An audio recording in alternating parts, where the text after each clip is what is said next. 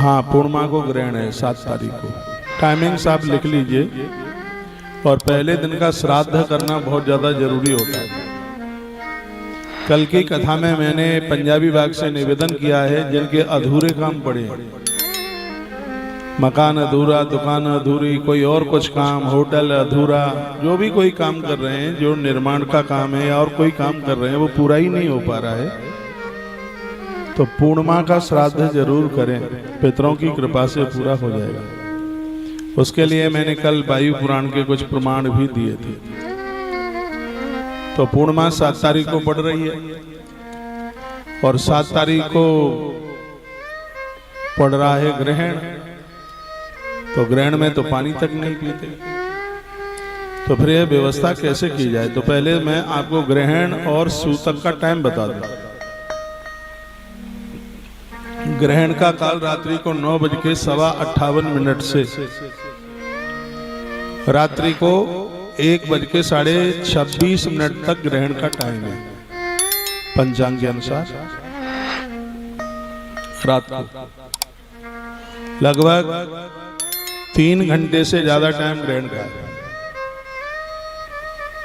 तो इसका सूतक कब लगेगा? इसका सूतक मध्याह्न 7 तारीख को दोपहर में 12:19 से आरंभ हो जाएगा। 12:19:32 इस पर सूतक आरंभ हो रहा है। और पहले दिन का श्राद्ध करना बहुत जरूरी है, इसलिए 12:15 बजे तक आपकी रसोई बन के ब्राह्मण को जमा करके फ्री हो जाइए, दोपहर 12:15 बजे तक। और हम भी गया जी में ऐसा ही करने के लिए जा रहे हैं। इसमें कोई सस्पेंस नहीं है, बिल्कुल भी 100% की बात है। पंचांग के अनुसार आपको बोला जा रहा है, थोड़ा जल्दी जाग जाइए। मैं कहूँगा 12:15 बजे के बाद में तो 3-4 को छोड़ करके कोई अन्न खावे ही नहीं। एक गर्भिणी नारी है, उसको दोष नहीं लगता, छोटे बच्चों को दोष नहीं लगता, बहुत ज्यादा बूढ़े हैं उन्हें दोष नहीं लगता, और कोई रोगड़ है उसको दोष नहीं लगता। यही इससे बस ग्रहण से मुक्त है। और सबके लिए ग्रहण में अन्न और जल दोनों को छोड़ने की बात कही जाती है। भारत में ज्यादा प्रभावी नहीं है, लेकिन फिर भी ग्रहण तो है ही भारत में। इसलिए आप इस टाइम पर श्राद्ध कीजिए 12:15 बजे तक, क्योंकि 12:19 से उसका सूतक आरंभ हो जाएगा। तो आप 12:15 बजे तक बिल्कुल फ्री हो जाइए, अपने घर की रसोई वगैरह सब कुछ करके आप फ्री हो जाएं। और इतना खा लीजिए कि रात को जरूरत ही नहीं पड़ेगी। रात को तो बहुत लेट फ्री होंगे ना, आधी रात के बारे डेट ही चेंज हो जाएगी। हाँ, तो लोग तो एक दिन में 2-2 दिन का खा लेते हैं।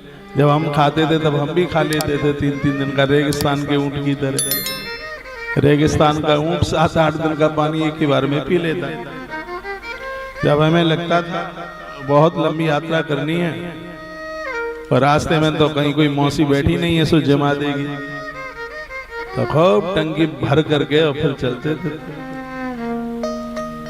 उतना ही खाना जितना पचा सके, कहीं बीमार न हो जाए।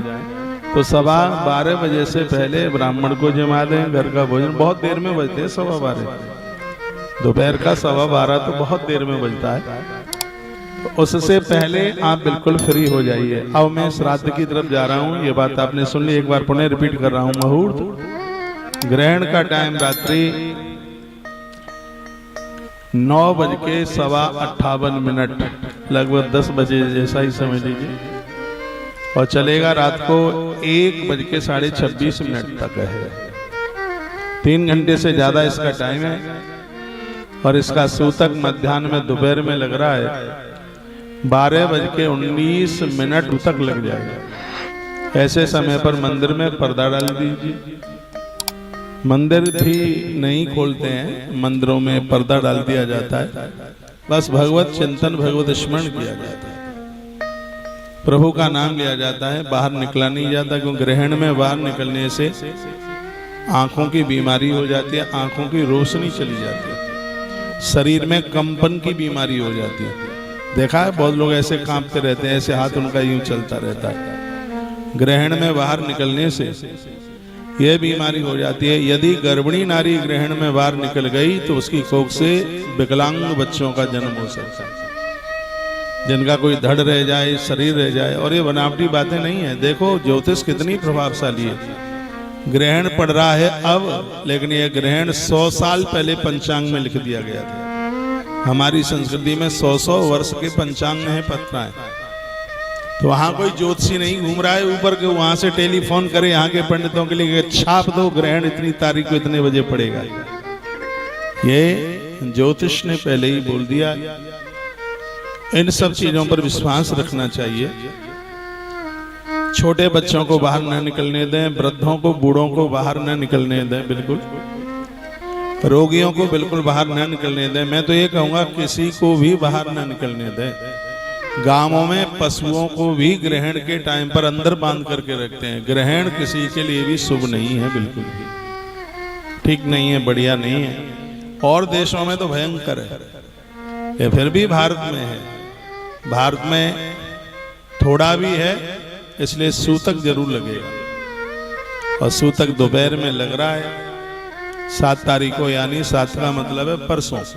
आज 5 तारीख हो गई है, परसों पूर्णिमा के दिन दोपहर में सूतक लग रहा है। उससे पहले आपका भोजन पानी सब कुछ हो जाए। 12:15 बजे तक रसोई बंद कर दो, बिल्कुल खाना पीना सब कुछ हो जाए। इन चीजों को माना करो, इनका बड़ा असर होता है, बहुत भारी असर होता है। जिनको नहीं मानते उनके पुण्य क्षीण होते हैं। आइए, मैंने कुछ ग्रहण की बात कही। कई दिनों से लोग पूछ रहे थे और मैं पंचांग नहीं देख पाया। अभी मैं सोच के आया कि सबसे जाते ही पहले मैं ग्रहण की बात बोल दूं, लोग इंतजार करें। क्योंकि व्यासपीठ से हमारी बोली गई बातों का लोग इंतजार करते हैं।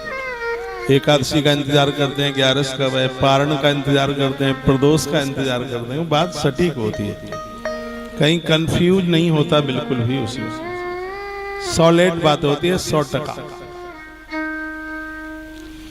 जो इस ग्रहण के नियमों को पूरा कर लेता है उसको हजारों अश्वदान और हाथी के दान का फल प्राप्त होता है। इतनी बड़ी महिमा ग्रहण के नियमों को पूरा करने की। फिर भी खैर है कि रात को पड़ रहा है सो घर में ही दबे बैठे रहोगे, नहीं तो बाहर घूमने की बड़ी आदत होती है। बस दिल्ली तो पूरी रात भर जागती है। तो अपने बच्चों को, जो भी बाहर फैक्ट्री दुकान जो भी है, उनको कहिए कि बेटा 9:30 बजे तक घर आ जाना, महाराज ने बोला है। इससे बीमारियां बढ़ती हैं, ये स्वास्थ्य के लिए बिल्कुल ठीक नहीं है। हाँ, शरीर में कंपन होता है, अंदरूनी भी बीमारियां बढ़ती हैं। और इसका सबसे बड़ा असर बुद्धि के ऊपर पड़ता है, आंख और बुद्धि के ऊपर। बुद्धि काम नहीं करती, तो इसलिए फिर ऐसा हम करेंगे क्यों? तो हमने आपको ग्रहण की बात